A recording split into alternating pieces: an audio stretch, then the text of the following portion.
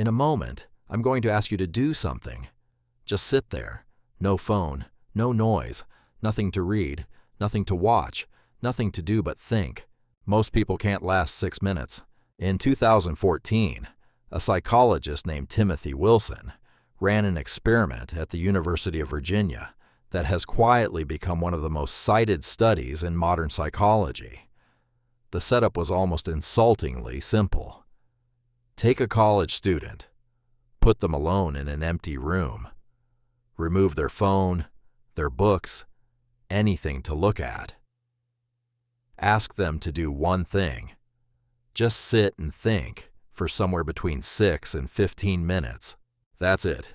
No pain, no danger, just stillness. Most participants rated the experience as unpleasant. Many said they struggled to concentrate. But Wilson's team wanted to push further. So in a follow-up version of the study, they gave participants access to a device that could deliver a mild electric shock, the kind unpleasant enough that beforehand, most people said they'd pay money not to experience it again.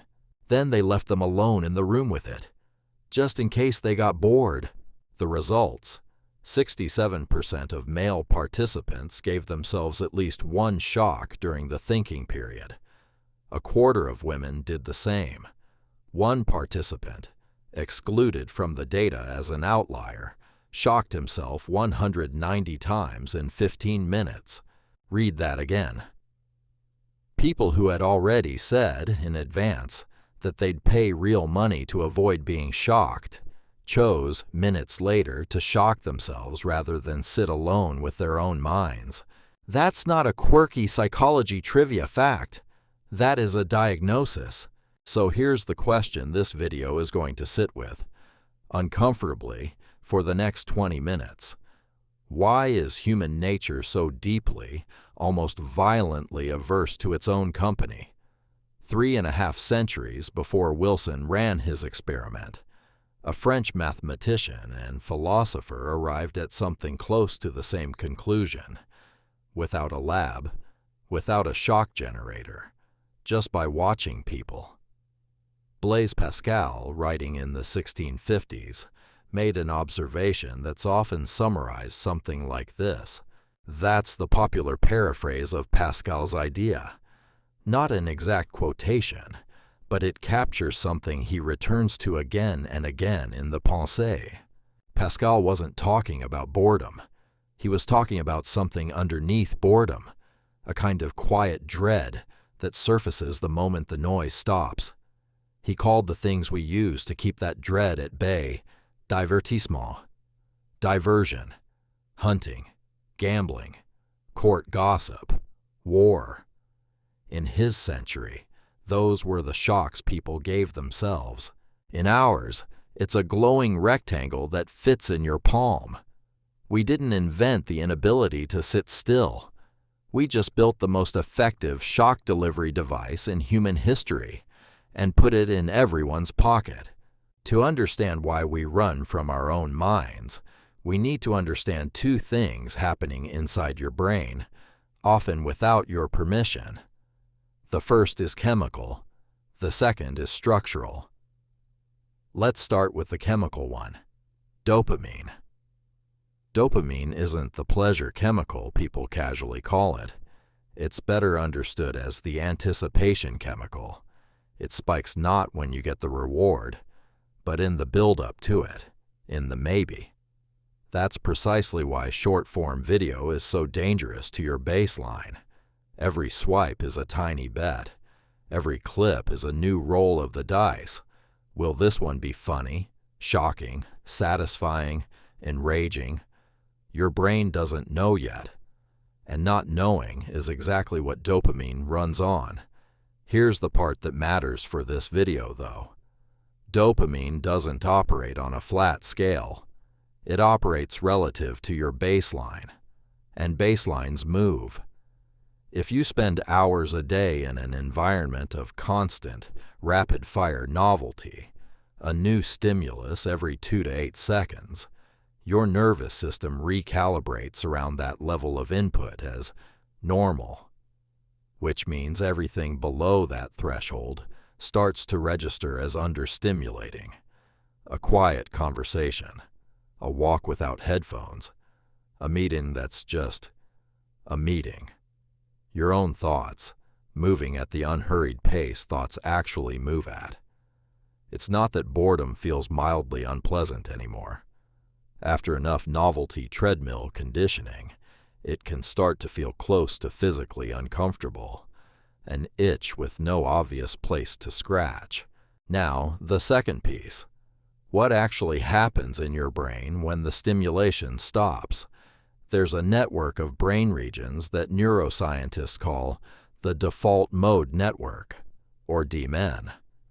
It activates specifically when you are not focused on a task, when you're idle, drifting, staring out a train window. For a long time, neuroscientists assumed an idle brain was a quiet brain. The DMN proved the opposite. When your DMN switches on, your brain doesn't go quiet. It goes to work. It starts autobiographical processing, replaying the past, rehearsing the future, simulating conversations you haven't had yet, rerunning ones you wish had gone differently. It's where self-reflection happens. It's also often where rumination and anxious looping happen. This is the part nobody puts in the productivity hack version of this story. The DMN isn't a bug. It's how your brain digests experience. It's doing maintenance, filing memories, processing unresolved emotional material. It is, in a very real sense, your mind's only chance to take out the trash. And this is where the trap closes. Because if a chunk of your unprocessed mental backlog is uncomfortable, grief you haven't sat with, a conversation you regret, a low hum of dissatisfaction with your own life, the DMN will surface it.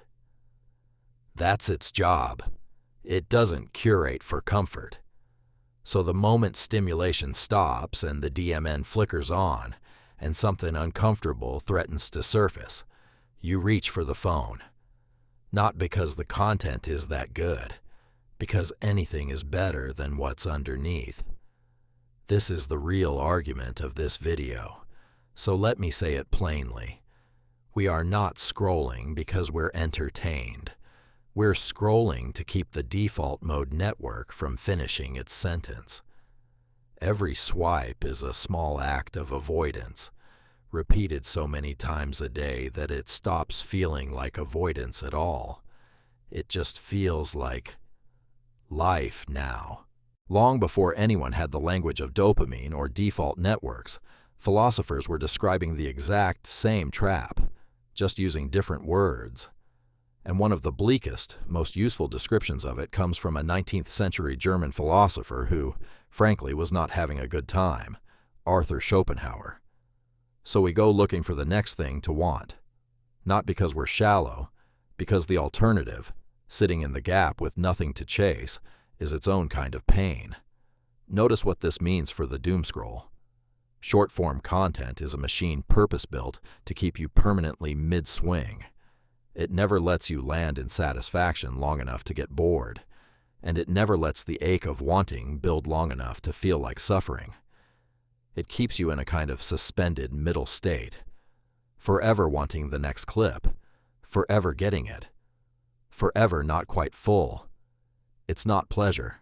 It's the pendulum, frozen mid-arc, vibrating in place. But there's something underneath even Schopenhauer's pendulum, and this is where the video gets uncomfortable on purpose, because I think it has to. When you strip away the job, the notifications, the next episode autoplaying in 10 seconds, when you actually arrive at stillness, you don't just meet boredom. Eventually, you meet something the French philosopher Albert Camus called the absurd, the confrontation between a mind that desperately wants meaning, order, and permanence, and a universe that offers none of those things on demand. You meet, too, the plain fact of your own mortality, not as an abstract statistic, but as a felt thing, sitting right there in the quiet with you. Pascal saw this 3 centuries earlier and called it man's awareness of his own wretchedness, without distraction to numb it. This is not a video trying to be morbid for effect. It's making a specific, almost clinical claim. Overstimulation is a defense mechanism, not a vice, not a character flaw, a defense. In the same family as denial, as busyness, as any of the older ways humans have avoided sitting with mortality and meaninglessness. We just built a faster, more effective one. It used to take effort to stay distracted from existential dread. You had to go to the hunt, the salon, the war. Now it takes effort not to be distracted. The default has flipped. And that flip is, I'd argue, one of the quietly enormous psychological shifts of the smartphone era. For most of human history, stillness was the default state, and distraction took effort. Now, distraction is the default state, and stillness is the thing you have to deliberately, awkwardly, almost embarrassingly schedule.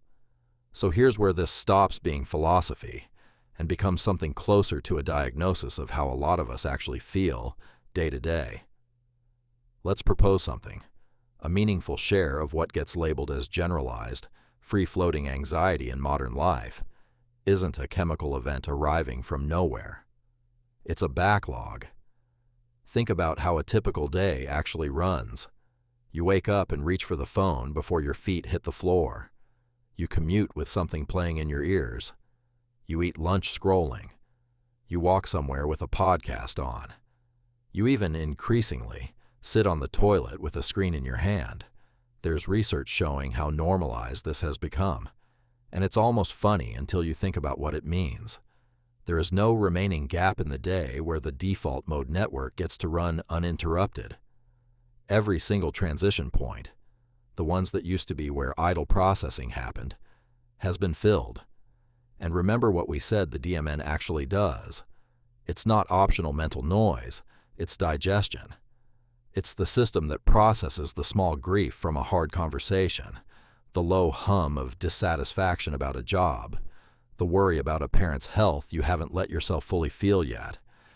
If that system never gets airtime, the backlog doesn't go away. It just queues. Which brings us to something almost everyone watching this has experienced: the 3 a.m. spike. You're lying in bed. The phone is finally down. Maybe out of habit, maybe out of guilt, maybe just because you're exhausted. And suddenly, with no warning, your chest tightens. A memory from 4 years ago surfaces. You start running through everything you said wrong in a meeting that happened on Tuesday. The thing you've been avoiding thinking about all day arrives, uninvited, all at once, with nowhere left to go. That's not bad luck. And it's not your brain malfunctioning. That's the only undistracted 10 minutes your default mode network has had access to all day. And it is catching up, trying to process 12, 14, 16 hours of queued, unfiled experience in the one window it's finally been given. It's not that anxiety strikes at night. It's that night is the only appointment your own mind could get.